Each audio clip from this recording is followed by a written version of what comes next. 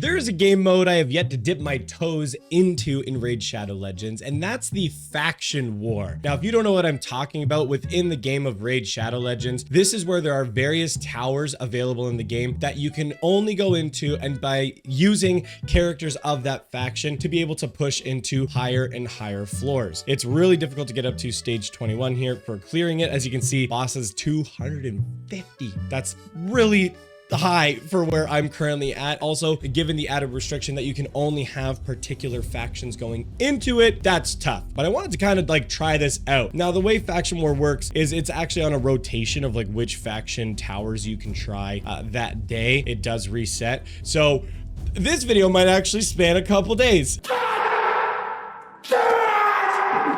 So I want to go in and let's take a look here at the Orc Keep. We do have Zargala in here as a 5-star and Ultima Gallic. Definitely the two of them collectively is going to help push us a little bit further, although they're a little bit low level at the moment. I just ranked them up recently to 5 stars. So that's going to be a little bit of something. Who else do we have here? Goremask, although as a dog, surprisingly helpful with his kit. Yeah, this is going to ignore shield and block damage buffs. Now, you do need to ascend 3 to do that, to get that extra ability, which I haven't done, so not going to be able to capitalize on that too much. But other champions I got Spikehead and Totem. I'm gonna bring in Totem for no particular reason. Oh, not this soon, not this soon! Oh! Anyway, let's jump in, try this out. We don't have super raids unlocked because you gotta clear it first, but let's see how many floors we can actually push here with our orcs. Huh? What can we actually get through? Oh, I haven't done it. You think I'm gonna manual play this, right? You think I'm gonna manual play this? Cleared. Yeah, okay, this is kind of what I was expecting, because with both Zargala and Ultima Gallic being able to go in there together, I think we're definitely gonna be fine. But oh, this is also where you get bloodstone shards for crafting at the forge. So actually getting some extra shards for that is gonna be helpful. I've been looking at it a little bit. I think I've maybe crafted a couple things, but I wanna look at it a little bit more together in a future video. So make sure to like and subscribe for that. Also, if you want to try out Raid, you can sign up with my link in the description. More on that at the end. 20 minutes later.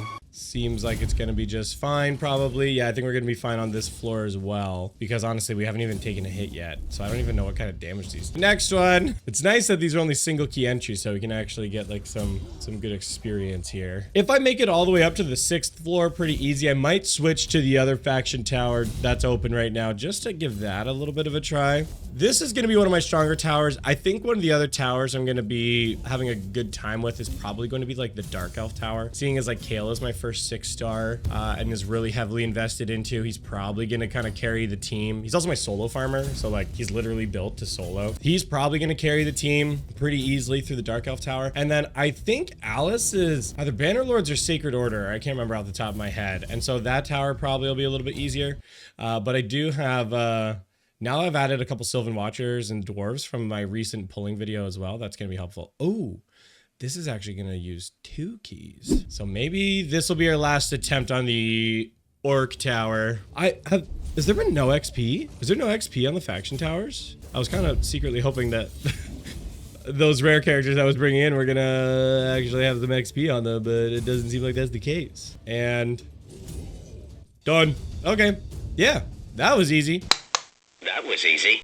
Okay, well, that made us all the way to 5. What's the max? 21. I want to experiment. Oh, it's 12 each? I can push both? Never mind. Back into the Orc Crypt. Okay, so it seems like we're still fine. I was gonna say we're starting to like lose the fodder a little bit earlier, which is allowing more hits to go onto Zargala and Gallic. Oh no, there is XP. It's just very little. Like we haven't even leveled up 1 level yet. Okay. Few moments later.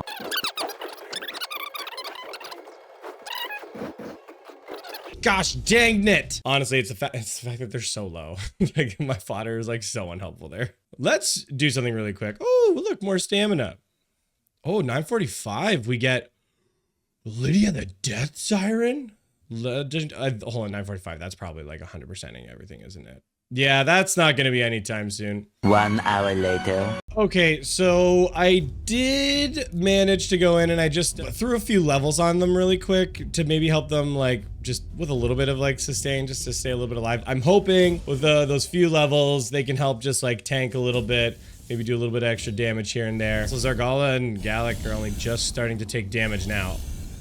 I'm a brave boy. Not a brave enough boy for this! I'm gonna be honest, no shot we're gonna clear the next floor right now, so not even gonna bother at the moment, but I am gonna go to the dwarf crib. Honestly, I don't know if I've literally used a dwarf yet in this game, but it looks like this is gonna be at least fine. Even on the auto ×2, I feel like this fight is taking forever, but it's probably just because I'm just used to having a really overpowered unit just clearing everything, or it's because they're short, stumpy legs, they just walk very slowly. Okay, not too bad. We could probably clear another one. Yeah, kill those dark elves and the incubus. That didn't sound great. Okay, finally, we got something and some shards. Awesome. So we're making some progress here. We're gonna go on to the next tower. Let's jump to reset. Day 2. Sacred Order is actually looking like a pretty good spot for me right now. And actually, recent epic champion pickup, that's actually gonna be big. Let's see how far we can push this right now. Wow, Alice basically super carried the team there, and we pushed all the way to stage 7 in one go without any kind of issue. So I feel like this is probably, Sacred Order is gonna be one of my strongest like towers so far because Alice has been carrying, and she basically has no support right now. So once we get like some more supports built up in there too, like we gonna be cooking. All right, let's take a look. The Sylvan Watcher Crypt. Now we got, oh, this is what we got. I haven't leveled her up at all. Maybe I can just throw some potions on her really quick. Like she's like literally probably my strongest Sylvan champion. This is incredibly inefficient, but I want to do it anyway. That was stupid. That was so stupid. By the way, if today's content got you excited and wanting to try out Raid Shadow Legends, you can actually sign up using my link in the description or in the pinned comment to this video, or using the QR code that's on screen now. There is a bunch of champions that you can collect, and if you sign up using my link, you're going to get a free Rector Drath on your account, who is a great supporter to get your account off on the right foot. Also, in addition to Rector Drath, you're going to get 1 energy refill, 1 XP booster, and an epic skill tome you can use on Rector Drath. And remember, new users who reach level 15 will also get the epic champion Yugo, as well as 300,000 silver, XP barrel, and some additional magic potions to get you started. All right, let's keep going in the video. All right, seems to be worth so far. Yes, I am using 2-star rarity champions because my roster is very limited. I should mention, nobody's geared. Like I've been, because I'm so early on in my account progression still, like the amount of champions that are geared right now is like quite low. Hey, first dub? How far can we push this? Couldn't even make it through stage 2. But also, they're not geared, so that's unsurprising. Fine. Oh, we got a couple rewards here though. Okay, that's it for these ones. Quick interlude. Ancient Shard pull because I've got 0 self-control.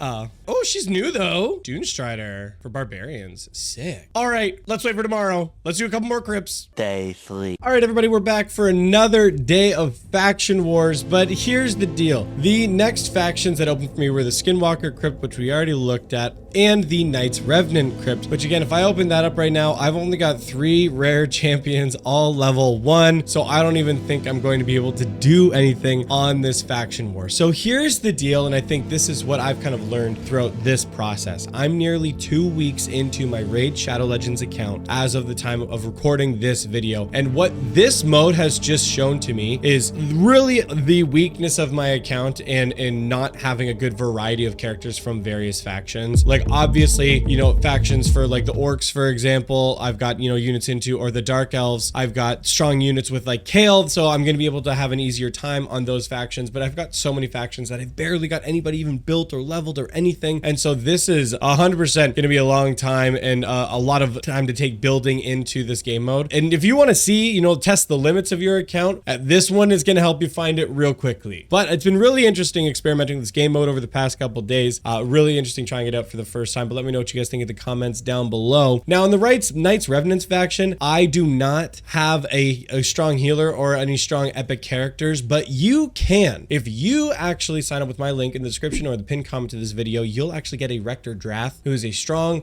healer in the game. She's got a heal built into her kit, continuous buff, and she's also got a revive built into her kit. So it's going to help you push faction war, push the PvE content in the game, push the PvP content in this game. It's going to be very helpful for you there. And remember, new users who reach level 15 will also get the Epic Champion Yugo, as well as 300,000 silver, XP barrel, and some additional magic potions to get you started. Make sure to sign up with my link down below. But that's going to be it for this one, everybody. Thank you so much for watching. We'll see you next time.